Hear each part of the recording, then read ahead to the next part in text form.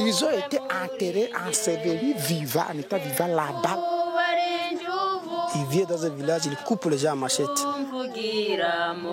Il y a peu d'endroits pires au monde. La violence atteint ici des niveaux inégalés. On ne comprend pas pourquoi chaque fois quand il y a la guerre, la première chose à faire, c'est de violer les femmes. Ici, on égorge, on viole, on massacre des civils, d'abord pour ça. Un trésor, des mines d'or, de diamants et surtout de coltan. Le coltan, stratégique et rare. Toute la planète se l'arrache, car il est indispensable pour fabriquer nos téléphones portables et nos ordinateurs. Chacun veut sa part du gâteau. Alors à l'est du Congo, 150 groupes armés rivalisent de sauvagerie pour récupérer ces minerais sur fond de conflits interethniques. Des gangs sans pitié qui font régner la terreur dans la population. Progressez, progressez, progressez. Comme on le voit sur cette vidéo. Des miliciens attaquent ce village pour le piller. Là, ce sont des hommes armés qui abattent cruellement des vaches d'une tribu adverse. Et comble de l'horreur, image insoutenable d'un milicien qui se vante d'avoir décapité un fermier d'une ethnie rivale. Une guerre lointaine, sanglante. On arrive dans la province de l'Ituri. On est venu avec un petit avion des Nations Unies parce que pour arriver ici, la route est impraticable et trop dangereuse. Ici, on est dans une région où il y a eu beaucoup de massacres récemment à l'intérieur de villages. Nous prenons la route, qu'on appelle ici la route des massacres. Les organisations humanitaires ne viennent plus dans cette zone. Nous venons de passer là où il y a chaque fois des embuscades créées par les groupes armés. Ils entrent dans les villages, ils massacrent, ils pillent, ils incendient des maisons. C'est une zone très dangereuse. Ce que nous découvrons ici dépasse ce que nous avions imaginé. Dans un champ, des croix alignées. Des visages plongés dans la douleur. Ces habitants appartiennent à une communauté d'éleveurs de bovins persécutés régulièrement par un groupe armé féroce. Léonard évoque des disputes de territoire, des vengeances tribales. Il nous explique qu'il y a 3 mois, des miliciens enragés sont venus pour capturer 15 villageois. Ils ont arrêté, ligoté avec des moustiquaires. Vous connaissez les moustiquaires? Oui. Et puis les amener dans la fosse vivants. Ils ont été enterrés, ensevelis vivants, en état vivant là-bas, là où ils ont été arrêtés. Vous vous sentez abandonné? Abandonné catégoriquement. Et donc là, vous venez presque tous les jours? Nous marchons avec ces habitants vers leurs maisons attaquées, brûlées par des miliciens impitoyables. Toute la famille a été tuée dans cette maison. Il n'y a que 2 enfants qui sont restés en vie. Comment ils ont tué les gens? À l'aide de la machette. Oui. Découpés comme ça. Découpés, voilà. La machette, symbole de cette barbarie. Elle est partout ici, car c'est un outil indispensable pour avancer dans ces forêts tropicales. Les assaillants, ils sont juste là-haut sur la colline? Oui, la colline là-bas. Mais donc ils peuvent observer? Ils peuvent vous voir? Parfois, les gens qui partent au chat, ils les tirent directement. À tout moment, ils peuvent venir comme ça. Allez. On rentre parce que là, il n'y a plus de sécurité apparemment.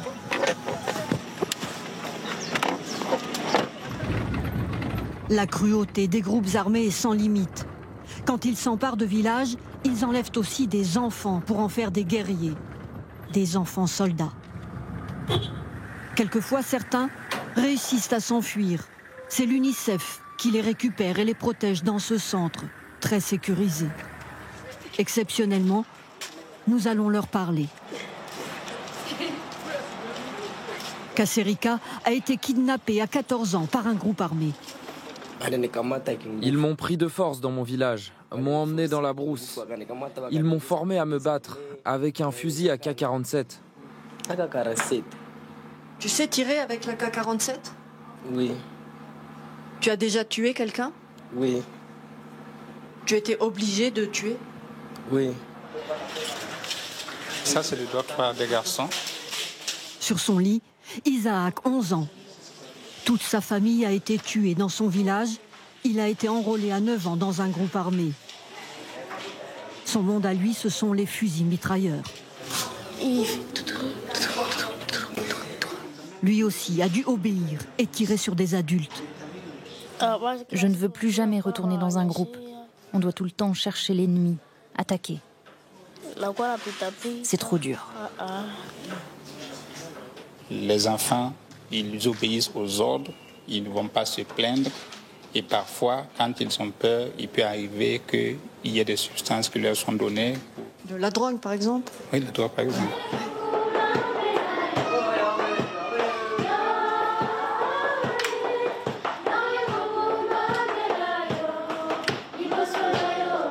Parmi ses enfants, il y a aussi des filles.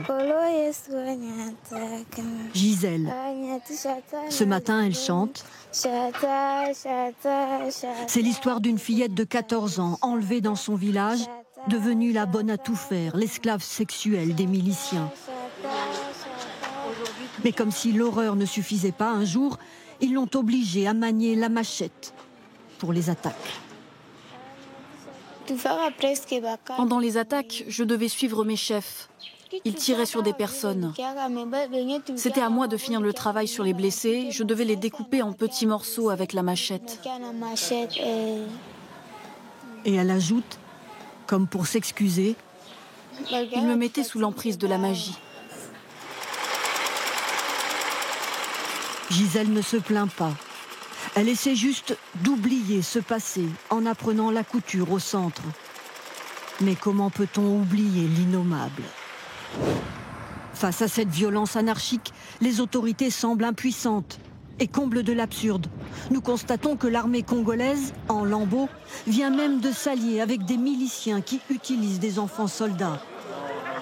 Certains jeunes sont même sous l'emprise du chanvre, la drogue locale. Ici, l'armée congolaise combat.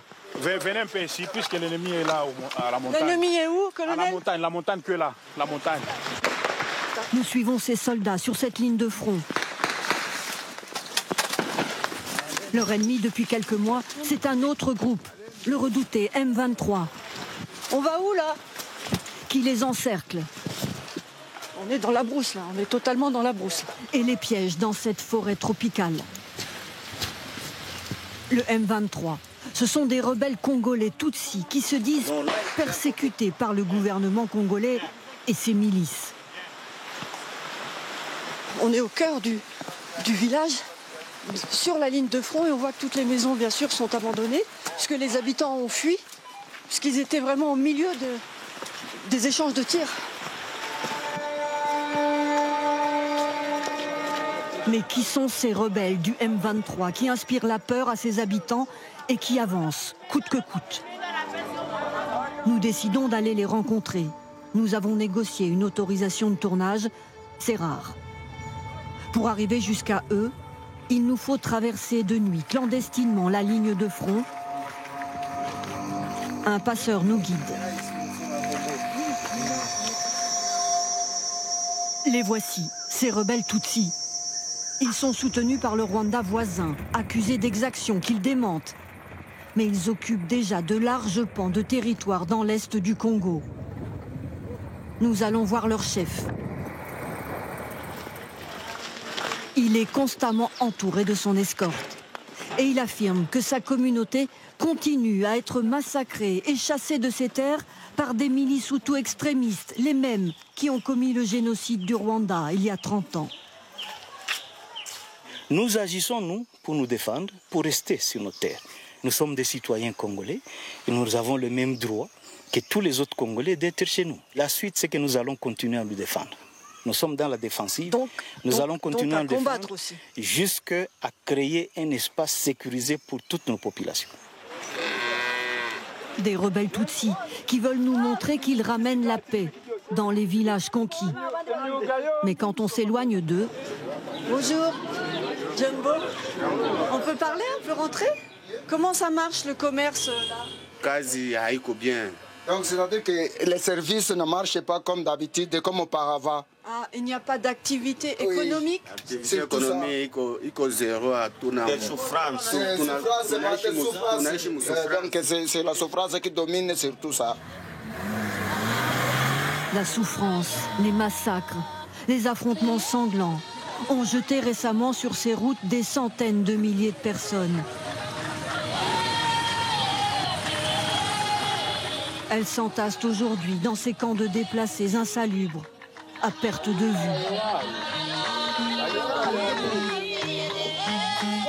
La guerre du Kivu, une guerre oubliée.